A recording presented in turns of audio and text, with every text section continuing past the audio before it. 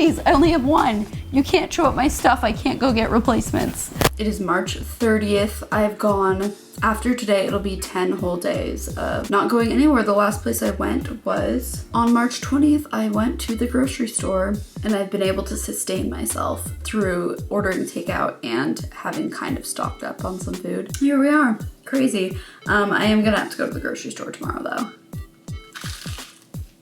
I don't know about you guys, but I feel like these days staying at home are flying by and it's kind of terrifying. Maybe it's the opposite for you. Maybe it feels like they're so sluggishly slow, but I swear for me, I wake up, I work on my computer for a little bit, and suddenly it is like 3 o'clock. And I'm like, what the heck? The day is like halfway over. It's really weird. It feels like just yesterday that I went to the grocery store to stock up on my stuff, but that was actually 9 days ago.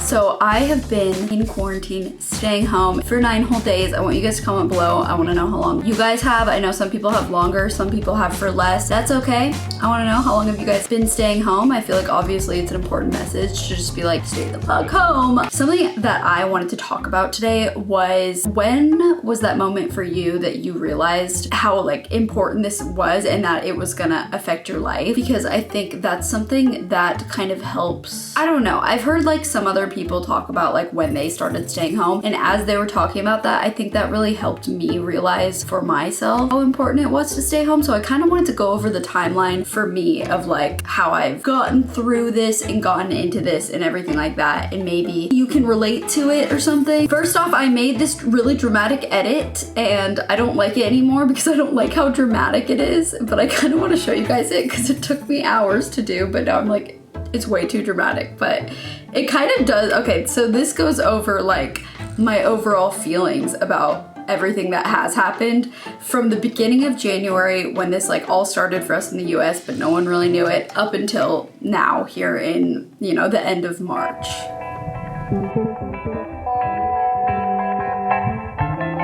At some point in the last month, we've all had to come to the realization that our lives as we know it would be coming to a halt, and things are not going to be normal for quite some time.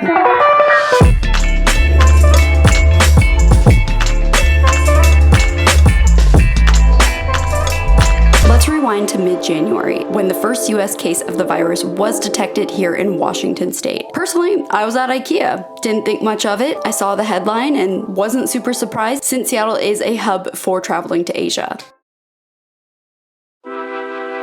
February was a great month for me. I turned 25, my nephew was born, and we all proceeded with life as normal. The word pandemic wasn't even in my vocabulary. And then on those last days of February, the virus was detected in a nursing home in Kirkland. But I still thought to myself, maybe this whole thing will just go away. In Washington state, they are confirming now the first U.S. death from COVID-19. The disease now deadly in the U.S. In the beginning of March, I went to Los Angeles, and it wasn't until about March 13th, on my way back, that things began to feel serious to me. I got back from LA on March 13th. I was there helping Shelby film a video. During the duration of me being there, everything felt pretty normal. People were still going there. There was just kind of like some buzz about, but it was pretty normal. But by the end of that trip, by the day I was leaving, March 13th, I actually had a flight to go to New York. I was gonna go to New York, have some fun there, but some rumors were starting to fly around. It was weird. It felt like it was really starting to hit like, hey, you should stay home. So I had to make a kind of tough decision of deciding to just go back to Seattle. So I bought a flight to Seattle, and actually the flight that I bought to Seattle left at the exact same time that my flight to New York was leaving. And of all things, going out of LAX, where there's probably what, like 80 gates at least, there's a ton of gates. My 2 flights were right next to each other. They were like the 2 gates right next to each other. Right there, have a ticket for that flight, but I will be going on this one instead. And so the whole time it was like taunting me, and I was honestly the whole time considering, should I just go on the New York flight? Should I just go on the Seattle flight? What should I do? But I did check a bag, and I checked it to Seattle. So I went to Seattle, and that was, you know, the right thing to do because now we're here, and New York is crazy. But once I got home, that's when I was like, okay, I need to stay home now. Like, we're not going anywhere for a while, and I don't want to think about how long this is gonna last really, but it's not gonna be just 2 weeks. It's not just gonna be a month. It is gonna be a while. So finding purpose and positivity in your days is gonna be really important, and I wanna like try and vlog more and share with you what I'm gonna try and do to like make my days feel worthwhile and not like this time of our lives is a total complete waste.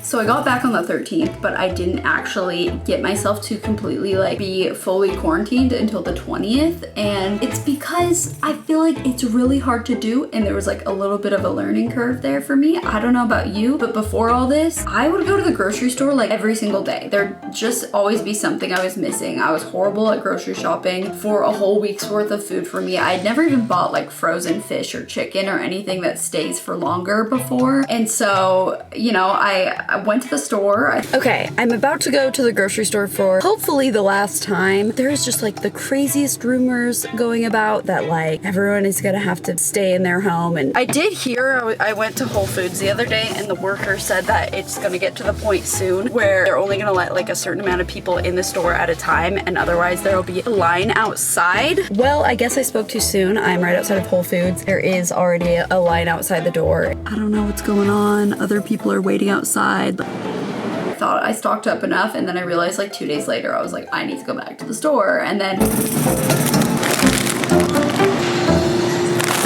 there was still like the temptation to go see things a little bit, and so I went to Pike Place Market and checked that out. We're now in downtown Seattle, and I'm just gonna drive around a little bit. Look at that.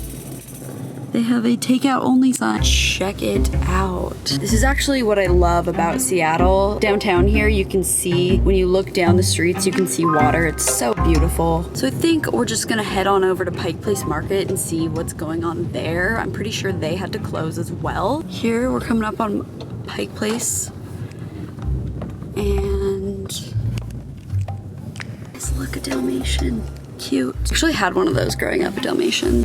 Okay, like, I mean, it's still open. This restaurant is called Seatown, and it's owned by Tom Douglas, who is a really famous restaurant owner here in Seattle, and it's closed. You can see they completely covered the doors. So you can see here the market is actually totally open. And to be honest, it seems kind of more sanitary to be here than in some grocery store where everyone's cooped up. There's like a lot less people here.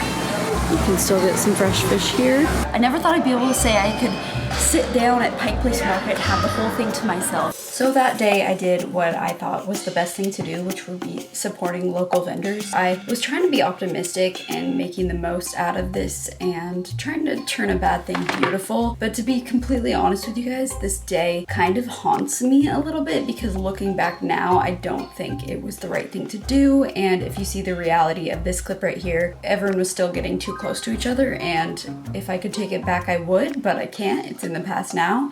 It was over 15 days ago, but I just want to admit that I feel like it was wrong of me to like go to Pike Place Market that day. But I realized, you know, like, oh, everyone has that mentality though. Like, everyone thinks no one's gonna be there, therefore there are people there, and there are too many people there. And so I kind of went out and about a little bit, and I obviously shot that video of Seattle, and I tried to keep my distance and stuff. But then after that, now I've gone full on shelter mode. And the highlight of this week was actually Canless, which is a fine dining restaurant in Seattle. They opened a drive-through, which was a really cool way to solve this problem for them of having to shut down their restaurant, and how are they gonna pay their like 95 employees. And it was really fun because Canless is usually this really fancy restaurant. It was so cool to see them open up a drive-through where you could get a burger for $14. Here you guys can get a better look at the line, and this is actually the restaurant up here. It looks like a millionaire's beautiful Pacific Northwest mansion that overlooks the city. City's over there, lake's over there. Ooh, they actually just posted on social media that they're about to sell out, so if you're not already in line, don't come over here. And we're like, technically we're in line, but I don't know if we're in like, maybe they only count in line like being like at the restaurant. Probably, yeah. So we might have just waited in this line for no reason, but we will come back tomorrow then. Like, a guy came up to like the cars and was like deciding like, sorry, like we're done, and we thought for sure he was gonna go, sorry, we're done for the day, which is totally fair. Like, we wouldn't have been mad. Like, it's fair, it's 6, we come back tomorrow. But he decided we're the last car, like literally the last car. So we're getting it. Got it. Oh my god, it smells so good. It's really cute. It comes in, you know, brown paper bag, just like a drive-in would be. And so here are their salads, the fries, and everything. The crunch is there. Apologies for this not looking super photogenic because we warmed it up a little bit. But this is the burger. It's really cute. This is the veggie melt. It looks so good. And the french fries are very tasty. Here, try one. Ooh, hot. Oh.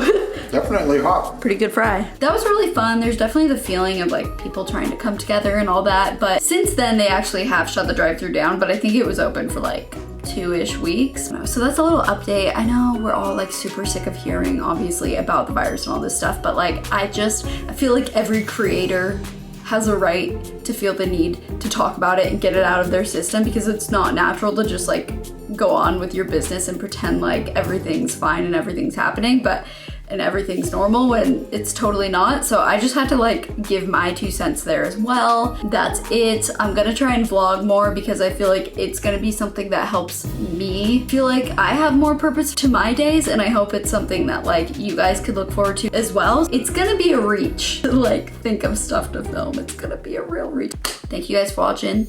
Stay safe. Everyone have a good day. I'll see you tomorrow. Bye.